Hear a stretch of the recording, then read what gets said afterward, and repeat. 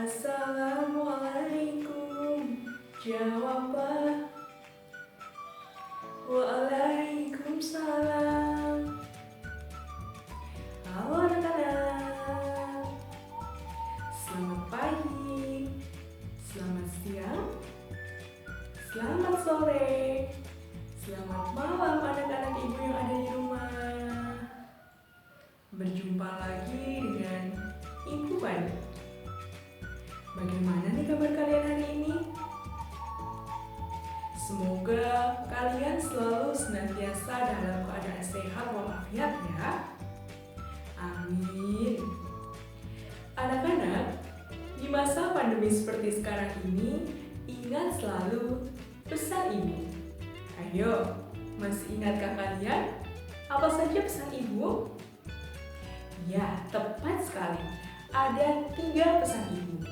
Yang pertama, pakailah masker.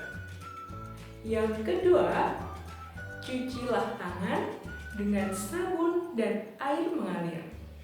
Dan yang ketiga, jagalah jarak. Semoga kita selalu dalam keadaan sehat dan dilindungi oleh Allah Subhanahu wa Ta'ala ya. Amin. Anak-anak, sebelum kita memulai pembelajaran online hari ini, marilah kita berdoa bersama-sama. Berdoa dimulai. Bismillahirrahmanirrahim. Amin. Semoga dengan bacaan basmalah tadi, pembelajaran online kita hari ini dapat berjalan dengan lancar dan dapat memberikan manfaat kepada kita semua ya. Hari ini kita akan belajar tema 9 kayanya negeriku. Subtema 1, pembelajaran 1. Nah, pada pembelajaran 1 ini kita akan belajar MUPE IPA, IPS, dan Bahasa Indonesia. Nah, anak-anak, untuk KD IPA-nya bisa kalian lihat di sini ya. Nah, ini adalah KD IPA-nya. Sedangkan untuk KD IPS-nya, lihatlah. Ya, ini adalah KD IPS-nya. Lalu, untuk KD Bahasa Indonesia-nya, tara! Nah, ini adalah KD Bahasa Indonesia-nya.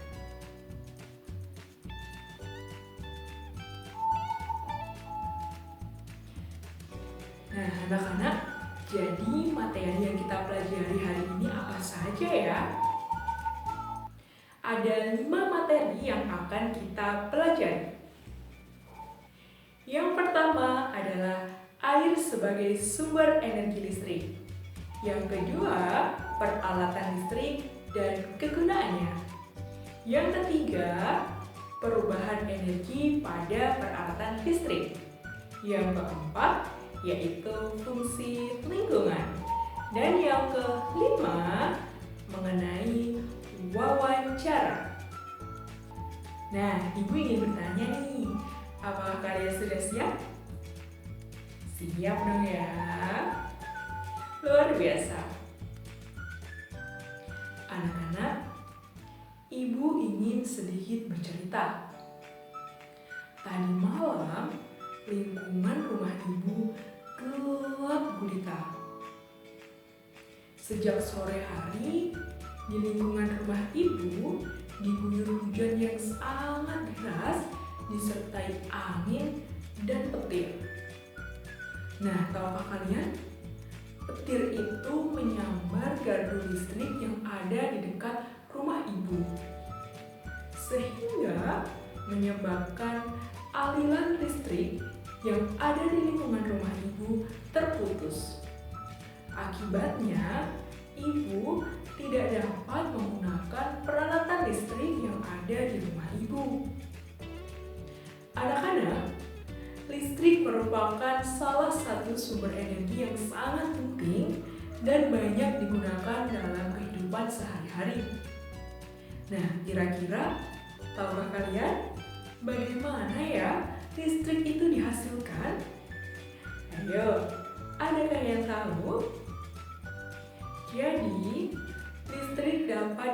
dihasilkan dari berbagai sumber energi. Misalnya, yang pertama, air. Yang kedua, matahari. Yang ketiga, angin. Yang keempat, uap. Yang kelima, panas bumi. Dan yang keenam, nuklir. Nah, pada kesempatan kali ini kita akan belajar bagaimana air dapat menghasilkan listrik. Kira-kira adakah dari kalian yang sudah tahu? Ada yang sudah? Ada yang belum? Tenang. Kalau yang belum, marilah kita simak penjelasan Ibu berikut ini. Dan bagi yang sudah tahu, marilah kita perdalam lagi. Siap? Siap dong ya.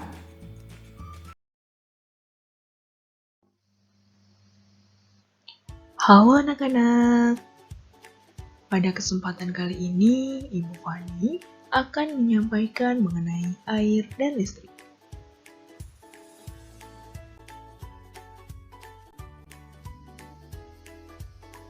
Terdapat sumber-sumber energi yang dapat menghasilkan listrik. Contohnya adalah tenaga air, uap, panas bumi, atau nuklir. Sumber-sumber energi tersebut diubah menjadi tenaga listrik di sebuah pembangkit listrik. Nah, kali ini kita akan membahas mengenai sumber energi air yang dapat menghasilkan listrik.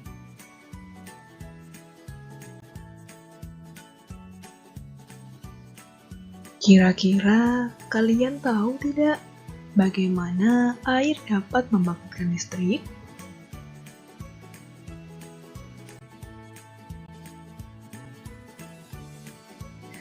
Sekarang kita perhatikan penjelasan berikut ini ya.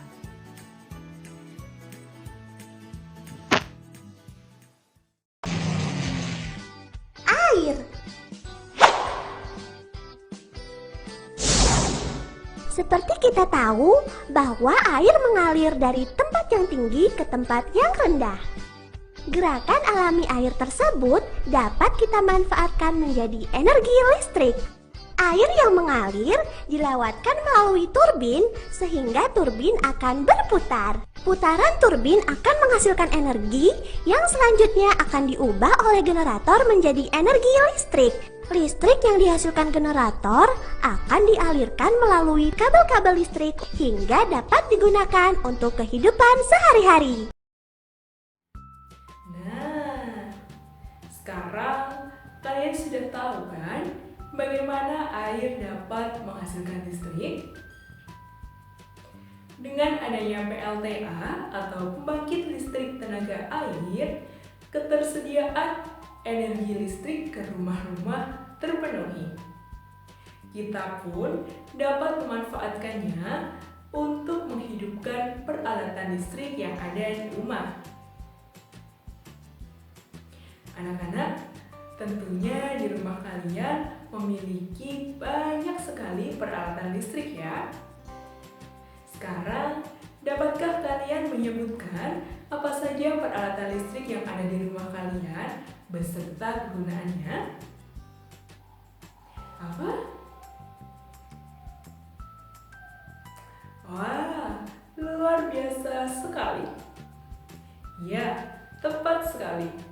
Banyak sekali peralatan listrik yang ada di rumah ya, seperti setrika, kipas angin, kulkas, rice cooker, dan masih banyak lagi.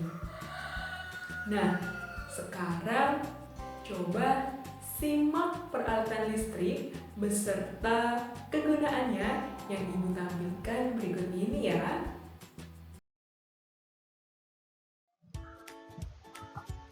Halo anak-anak. Pada kesempatan kali ini kita akan belajar mengenai peralatan listrik dan kegunaannya.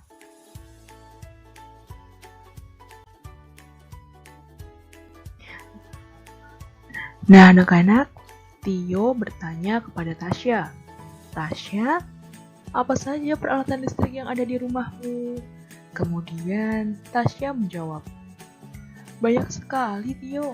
Ada mesin cuci, setrika, mixer, blender, dan masih banyak lagi.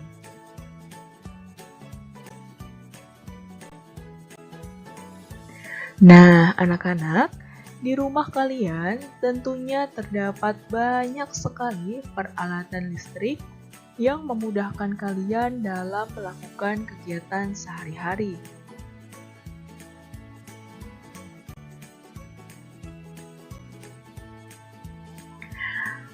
Ibu ingin bertanya nih, apa saja peralatan listrik yang ada di rumah kalian?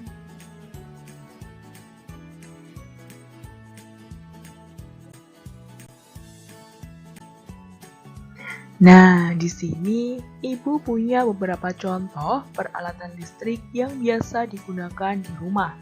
Yang pertama adalah setrika. Setrika berguna untuk menyetrika pakaian supaya rapi. Selanjutnya ada oven listrik. Oven listrik digunakan untuk memanggang bahan makanan. Nah, anak-anak, perubahan energi yang terjadi pada setrika dan oven listrik adalah energi listrik menjadi energi panas.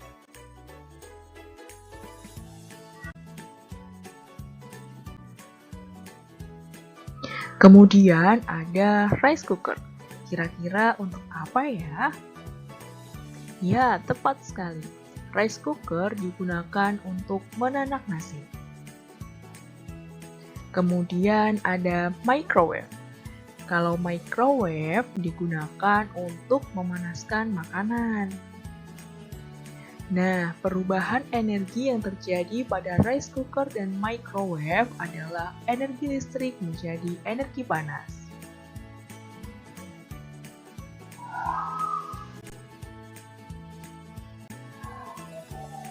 Selanjutnya ada kompor listrik. Kompor listrik digunakan untuk memasak. Kemudian ada hair dryer. Adakah dari anak-anak yang pernah menggunakan hair dryer? Hair dryer digunakan untuk mengeringkan rambut. Biasanya setelah keramas, digunakan untuk mengeringkan rambut supaya lebih cepat kering. Nah, kedua peralatan ini terjadi perubahan energi listrik menjadi energi panas.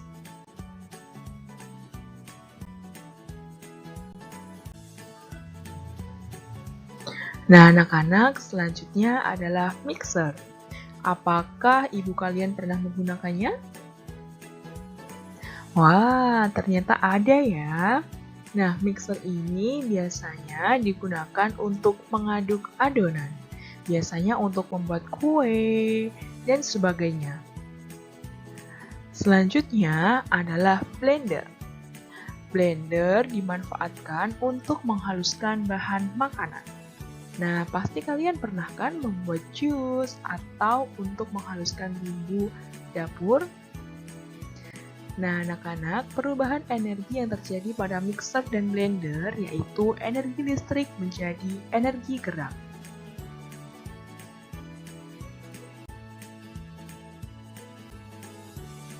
Selanjutnya yaitu kipas angin. Nah, kipas angin ini digunakan untuk mendinginkan udara. Lalu di sini juga ada AC. Adakah di rumah kalian yang menggunakan AC? Ya, fungsi AC hampir sama dengan kipas angin. AC digunakan untuk mendinginkan udara. Nah, perubahan energi yang terjadi pada kipas angin dan AC yaitu energi listrik menjadi energi gerak.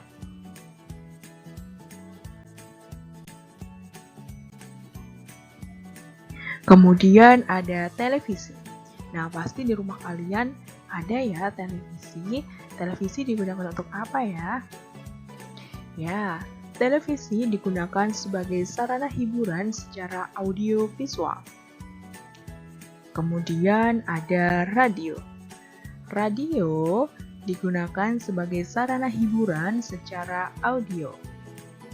Nah, perubahan energi pada televisi yaitu energi listrik menjadi energi cahaya dan suara. Sedangkan perubahan energi yang terjadi pada radio yaitu energi listrik menjadi energi suara.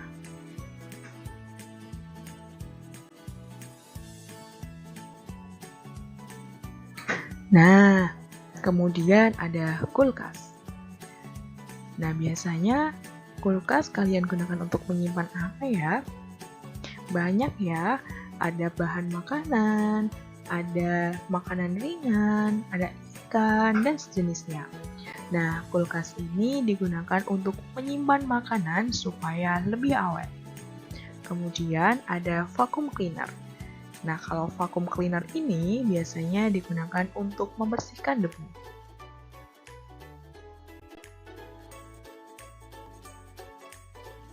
Nah, anak-anak, kalian dapat menemukan lebih banyak lagi peralatan listrik yang ada di rumah kalian.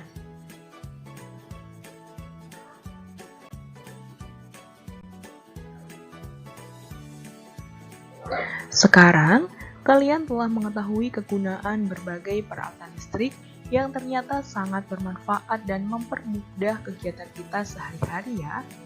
Nah, sampai di sini dulu penjelasan Ibu mengenai peralatan listrik dan kegunaannya. Sampai jumpa di lain kesempatan ya. Wah, ternyata banyak sekali peralatan listrik yang dapat kita gunakan dalam kehidupan sehari-hari ya. Anak-anak, kehidupan manusia tidak dapat dipisahkan dari lingkungan alam maupun lingkungan sosial. Mengapa seperti itu ya? Karena lingkungan merupakan penyedia berbagai sumber daya. Sumber daya itu termasuk sumber daya energi yang dibutuhkan untuk menunjang kehidupan manusia. Ayo, sekarang Ibu ingin bertanya, apakah dari kalian ada yang mengetahui apa itu lingkungan? Apa? Ada lagi? Ya? Luar biasa. Coba sekarang simpan dulu jawaban kalian ya. Nah, pertanyaan kedua Ibu, adakah yang tahu apa ya fungsi lingkungan itu? Bagaimana? Luar biasa. Oke, sekarang simpan dulu jawaban kalian. Nah, setelah ini Ibu akan menjelaskan mengenai lingkungan beserta fungsinya. Simak baik-baik ya.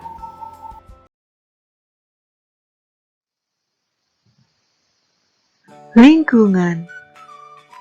Anak-anak, pada kesempatan kali ini kita akan belajar mengenai apa itu lingkungan serta fungsi lingkungan bagi kehidupan. Adakah dari kalian yang sudah mengetahui apa itu lingkungan? Atau adakah dari kalian yang sudah mengetahui apa saja fungsi lingkungan bagi kehidupan? Kita simak penjelasan Ibu berikut ini ya.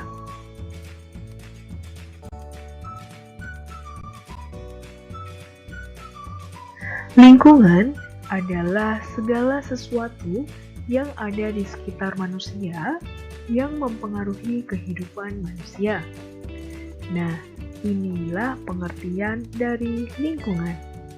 Sekarang, kalian sudah mengetahui apa yang dimaksud dengan lingkungan ya. Selanjutnya, kita akan mencari tahu apa fungsi lingkungan bagi kehidupan manusia.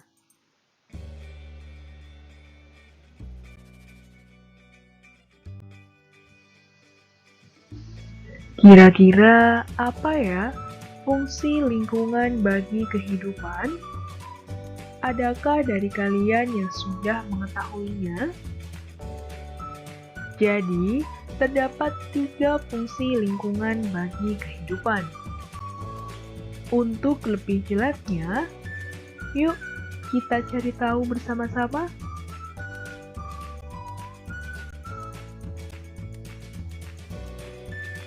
Fungsi lingkungan yang pertama yaitu lingkungan sebagai tempat mencari makan.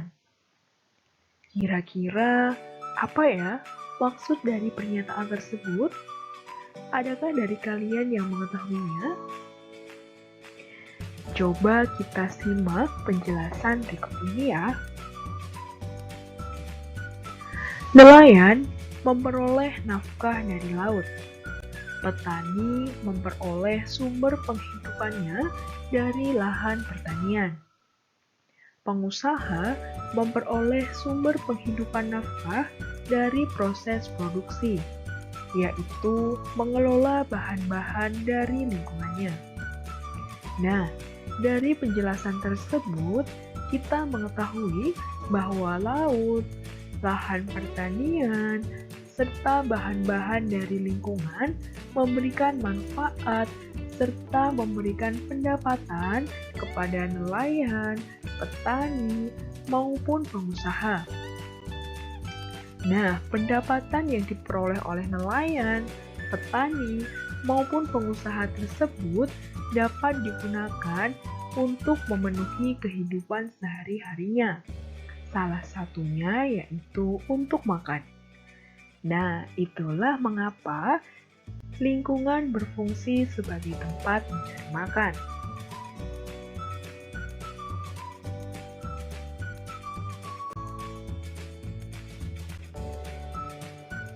Selanjutnya, fungsi lingkungan yang kedua adalah lingkungan sebagai tempat bekerja. Kira-kira apa ya maksudnya? Jadi, setiap manusia melakukan berbagai aktivitas untuk mencari nafkah. Berbagai aktivitas tersebut menimbulkan terjalinnya interaksi sosial. Hal ini juga menunjukkan ketergantungan antar manusia dengan sesamanya. Melalui interaksi sosial, manusia mampu mencapai kesejahteraan hidupnya. Jadi, di sini lingkungan digunakan oleh manusia untuk beraktivitas guna mencari nafkah. Oleh karena itu, lingkungan berfungsi sebagai tempat bekerja.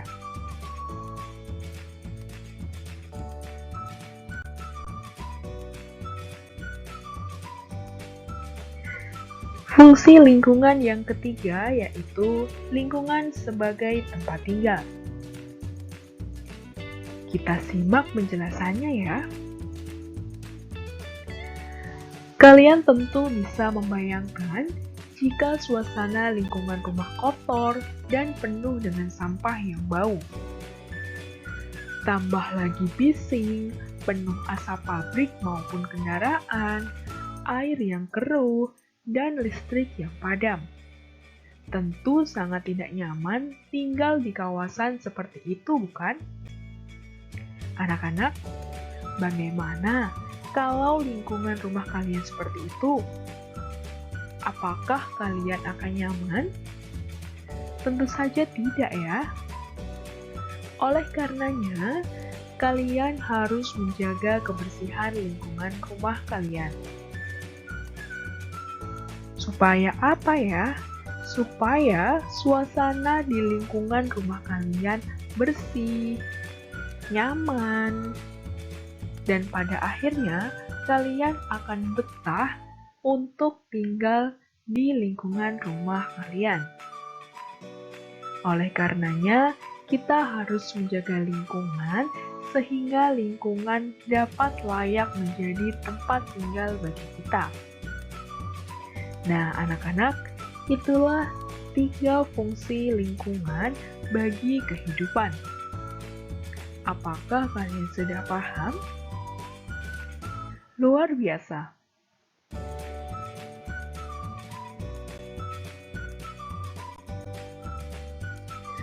Anak-anak, perlu kalian ketahui bahwa tumbuhan dan hewan tidak mampu bertahan hidup jika keadaan lingkungannya berubah.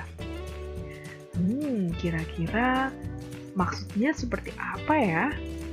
Coba kita lihat penjelasan berikut ini.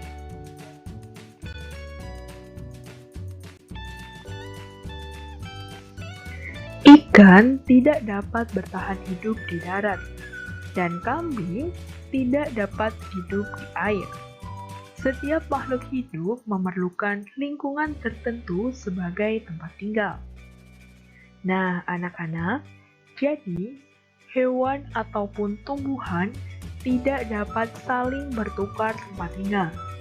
Mereka hanya dapat hidup di habitatnya masing-masing. Kita ambil contoh ya.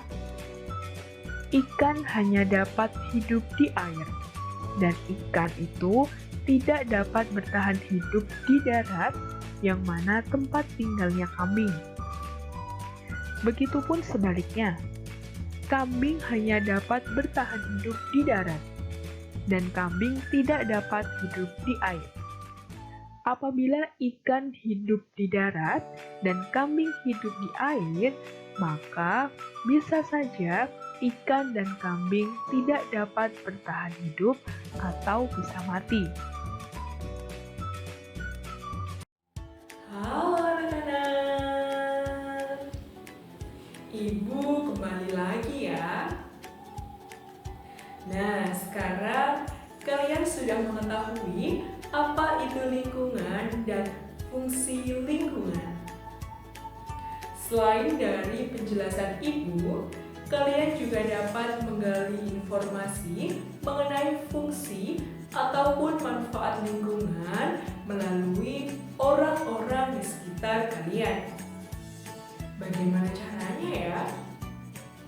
Ya, kalian dapat melakukan kegiatan wawancara. Apa itu wawancara? Adakah dari kalian yang tahu? Bagaimana? Ya, boleh. Ada lagi? Ya? Tepat sekali.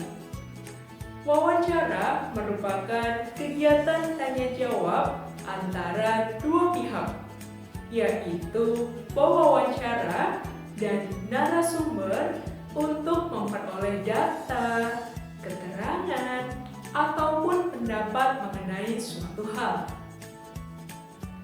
Nah, anak-anak, untuk lebih jelasnya, marilah kita simak penjelasan Ibu berikut ini ya. Jangan kemana-mana, simak sampai selesai. Siap? Siap dong.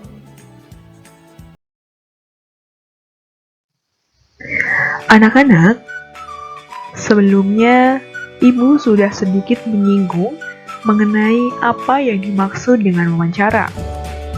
Masih ingat tidak kalian? Apa itu wawancara? Ya, tepat sekali.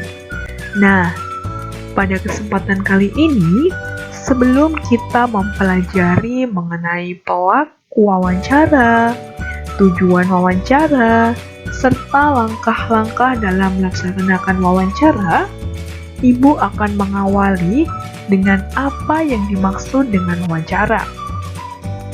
Atau, apa sih itu pengertian dari wawancara? Nah, supaya jelas dan kalian paham, perhatikan dan simak penjelasan Ibu dengan seksama ya.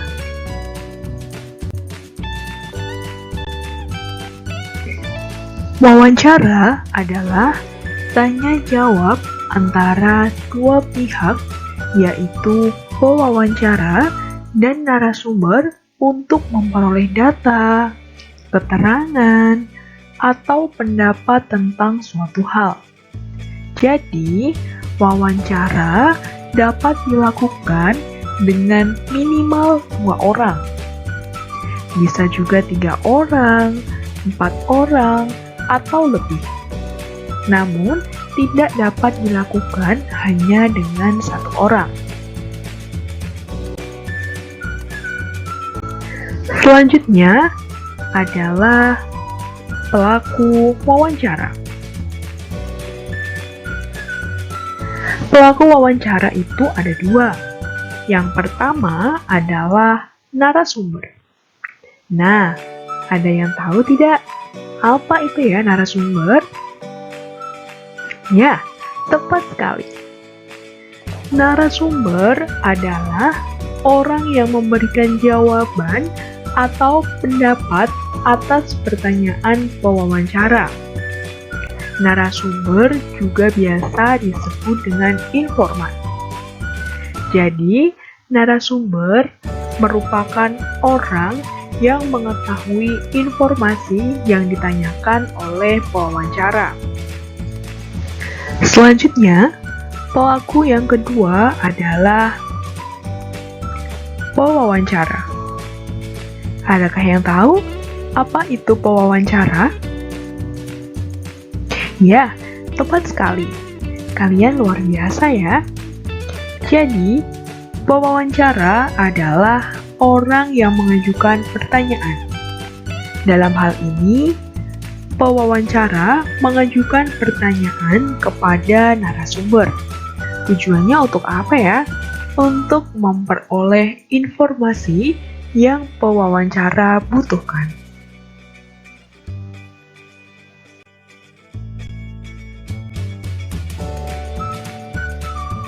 Nah, perlu kalian ketahui, orang yang biasa dijadikan sebagai narasumber adalah orang yang ahli di bidang yang berkaitan dengan informasi yang kita cari.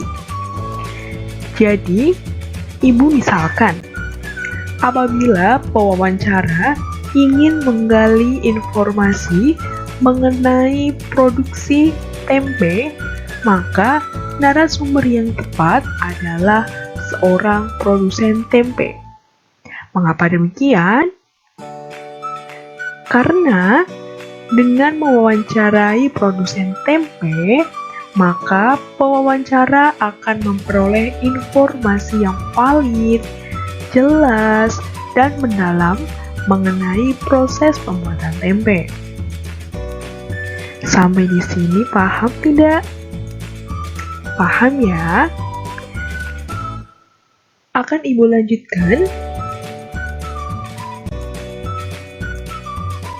yaitu tujuan wawancara. Ayo, kira-kira tujuan wawancara itu apa ya? Jadi, tujuan wawancara yang pertama adalah untuk memperoleh informasi secara langsung guna menjelaskan suatu hal atau situasi dan kondisi tertentu. Tujuan yang kedua yaitu untuk melengkapi suatu penyelidikan ilmiah. Dan tujuan yang ketiga adalah untuk memperoleh data agar dapat mempengaruhi situasi atau orang tertentu. Nah, ini adalah 3 tujuan wawancara. Ibu lanjutkan ya.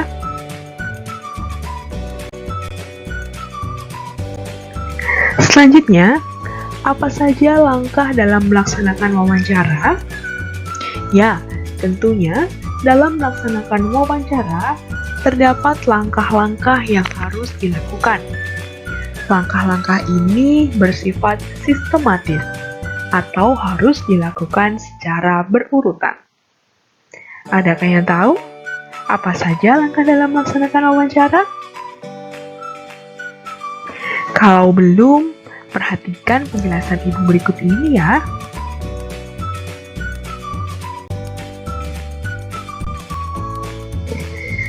Jadi, terdapat 8 langkah dalam wawancara. Langkah yang pertama yaitu menentukan topik wawancara. Jadi, sebelum kita melaksanakan wawancara, kita harus menentukan topiknya terlebih dahulu. supaya kita tahu dan lebih terarah akan kemana kita melaksanakan wawancara. Langkah yang kedua yaitu menentukan pokok-pokok yang akan ditanyakan. Setelah menentukan topik, kita harus menentukan pokok-pokok yang akan ditanyakan. Jadi, semakin mengerucut lagi mengenai apa yang akan kita tanyakan dalam wawancara. Langkah yang ketiga yaitu menyusun daftar pertanyaan. Setelah kita menentukan pokok-pokoknya, kita dapat melanjutkan dengan menyusun daftar pertanyaan. Nah, pertanyaan ini berguna untuk menjadi pedoman kita dalam menggali informasi yang kita inginkan. Selanjutnya, langkah yang keempat yaitu menghubungi narasumber. Setelah kita menyusun daftar pertanyaannya, kita menentukan siapa ya narasumber yang tepat untuk menjawab pertanyaan-pertanyaan yang sudah kita susun. Setelah menentukan narasumber yang tepat, yang sesuai dengan informasi yang kita inginkan, maka kita harus menghubungi narasumber tersebut untuk melakukan perjanjian. Baik waktunya kapan, di mana, seperti itu ya anak-anak. Selanjutnya, langkah kelima adalah menyiapkan alat-alat dalam berwawancara. Alat-alat yang dimaksud dalam hal ini adalah misalnya alat tulis, seperti pulpen, kertas, dan alat perekam. Nah, tujuannya adalah untuk mendokumentasikan suara ataupun visual dari pewawancara dan untuk mencatat hal-hal penting apa yang kita peroleh dari narasumber. Nah, langkah yang keenam yaitu melakukan wawancara dengan narasumber. Nah, setelah alat-alat sudah siap, setelah kita melakukan janjian, maka langkah selanjutnya yaitu melakukan wawancara dengan narasumber. Tentunya wawancara ini sesuai dengan topik, pokok-pokok, dan daftar pertanyaan yang telah disusun.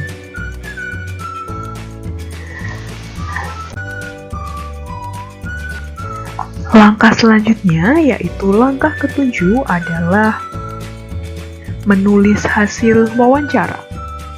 Jadi, jawaban yang telah kita peroleh dari narasumber dapat kita tulis dalam bentuk tabel ataupun dalam bentuk paragraf.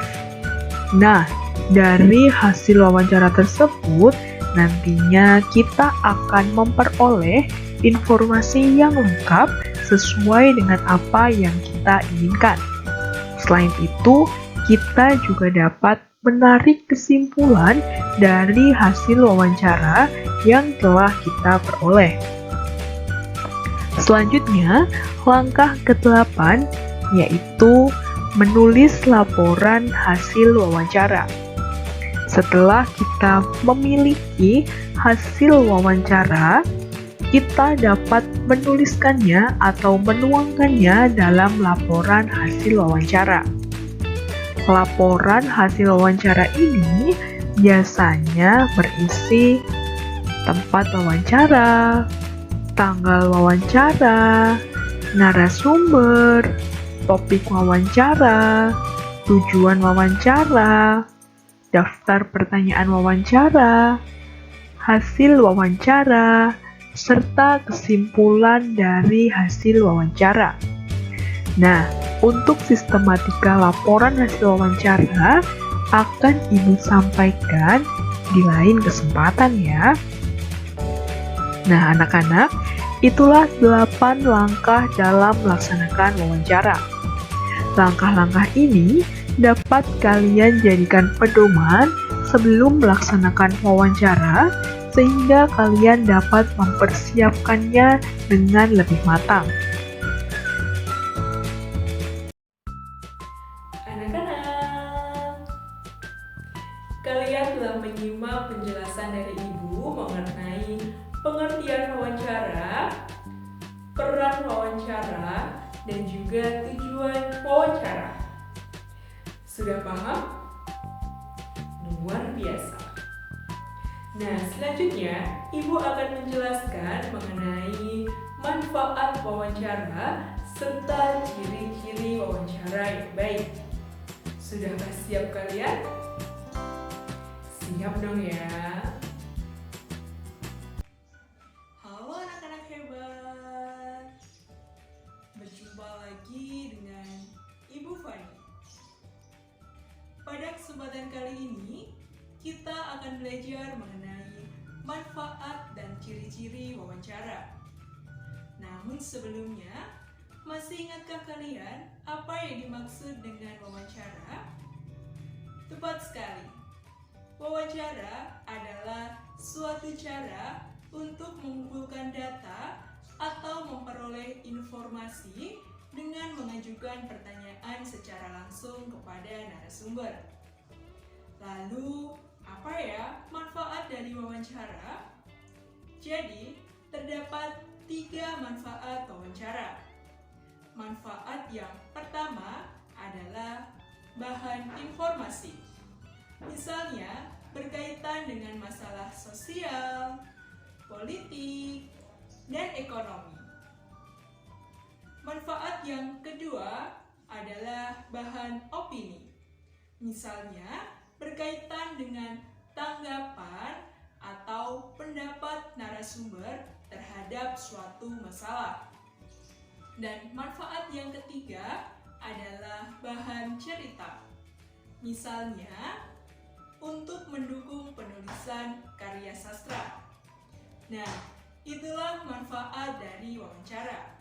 Kemudian, wawancara yang baik itu memiliki ciri-ciri yang seperti apa ya? Jadi, wawancara yang baik memiliki 3 ciri-ciri. Ciri yang pertama adalah dilakukan secara bertatap muka. Ciri yang kedua adalah dilakukan untuk mengumpulkan data dan fakta. Dan ciri yang ketiga yaitu ada orang yang diwawancarai atau ada narasumber. Nah, anak-anak, itulah ciri-ciri wawancara yang baik. Sekarang kalian sudah mengetahui manfaat wawancara dan ciri-ciri wawancara yang baik. Anak-anak Ibu, tidak terasa ya, ternyata sudah banyak sekali materi yang kita pelajari hari ini. Apakah kalian sudah paham? Luar biasa sekali. Alhamdulillah. Nah, Ibu ingin mengingatkan, jangan lupa belajar supaya materi yang kita pelajari hari ini lebih mudah masuk ke otak kita. Siap? Siap ya? Nah, anak-anak, apakah ada yang ingin ditanyakan? Kalau ada, tulis di kolom komentar di bawah ini ya. Dengan setulus hati, Ibu akan menjawab pertanyaan kalian. Nah, akhirnya pembelajaran kita hari ini sudah selesai. Atas perhatian anak-anak, Ibu ingin mengucapkan terima kasih ke dalam 8 bahasa.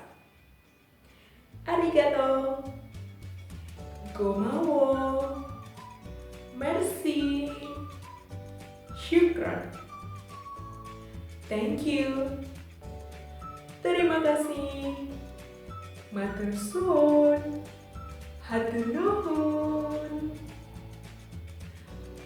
Untuk mengakhiri pembelajaran hari ini, Ibu ingin mengucapkan Wassalamualaikum, jawablah dengan lantang. Waalaikumsalam. Sampai jumpa.